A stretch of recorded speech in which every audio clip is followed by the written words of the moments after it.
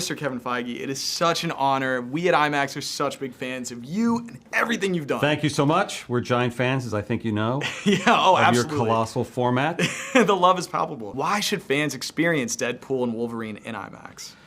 I mean, we have said for a long time IMAX is the best format to watch a movie, right? We need the big screen experience that you can't get anywhere else, experience with as many people as possible in that big theater. And every shot that our director Sean Levy designed, every joke, every moment in the movie is designed to be seen as big as possible. And for us, that IMAX screen is the real version of how you're going to see this movie. I want to ask you, what are you most proud of? This is kind of a full circle project. Yes. You know, what are you most proud of with bringing Deadpool and Wolverine into the MCU? Well, it is full circle for me, who started. My first producerial credit was on the first X-Men film. That was the first film I worked on start to finish. And then had sort of let it go in the rearview mirror. We became Marvel Studios. We didn't have access to those characters anymore, so we really focused on the characters we did have access to, which were the Avengers and all the characters we brought to life in the MCU. So when Disney acquired Fox, it was a dream that suddenly this thing I thought had been in my past now could represent our future.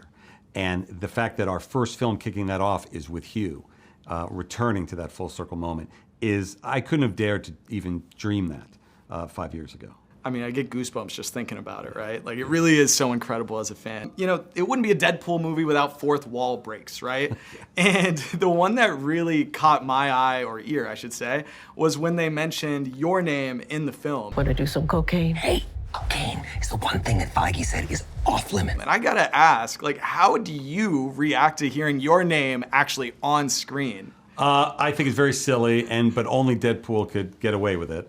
That was a scripted line that Ryan had put into the script, and we all thought was funny, and worked well in the movie. It really did, and I gotta say, everybody that was around me was laughing. I think the entire time, so the writing was phenomenal. But you know, one thing that I'm actually really curious too is, you know, you're someone that is across all of these projects.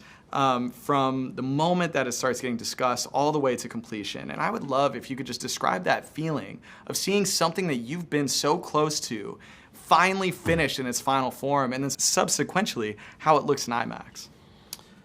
Well, that's why we do it, right? I mean, that's the dream of every filmmaker. Is you have an idea, or in our case, we see a moment in the comics that we want to bring to life.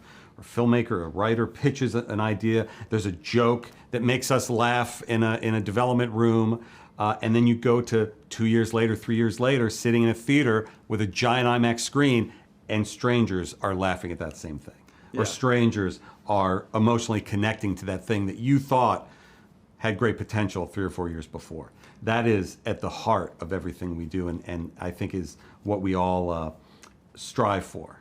Yeah, no, and it resonates, right? It resonates with audiences, it resonates with fans, and that's why everything is so special. These moments are so special. And so, you know, and just getting to sit here and pick your brain about not only this film, but past, present, future MCU, it's something that fans like myself, we've grown up with, and it's such a big part of pop culture, but also movie fandom. In a lot of ways, Marvel movies feel like two peas in a pod with IMAX, right? Because it's just like one complements the other, or like ketchup and mustard for all the great marketing that you guys have been doing. So I'd love for maybe just if you could talk about that. Like, why is it that Marvel movies in IMAX feel like just such a great pairing? Well, you know, we want the audience, as comic book readers did when they were reading a two-dimensional comic, they were immersed in this world, and that's what filmmaking is to us. That's what cinema is to us, is immersing an audience into a new world. And people talk a lot about immersive entertainment. That's what movies have always been. And on an IMAX screen, there's no doubt that you are in that world. You have immersed yourself into another world for those 2 hours or so with a group of friends, family, and most importantly, strangers, to share that experience together. Talk about immersive. There's actually I've heard from our post-production people that there are some really cool 3D moments that are a first for us where it actually breaks the frame, and it's something that Sean did. Oh. And I'm curious if you could shed some light on why that's such a special and a cool thing. Well, Sean should probably talk more about it, but I do know the moments you're talking about. And it's just one of those magical moments that 3D can do on an IMAX screen to trick you into thinking the image is breaking off of the already giant screen. Yeah, and it really comes at Yeah. you. Like, it's Yeah. like, I've heard a lot of your quotes saying how their superhero movies aren't a genre, and I couldn't agree more, especially with the Marvel Cinematic Universe. There's just so much range in all the different films. Yes. I'm curious, what would you classify Deadpool and Wolverine as if you had to put it in a genre?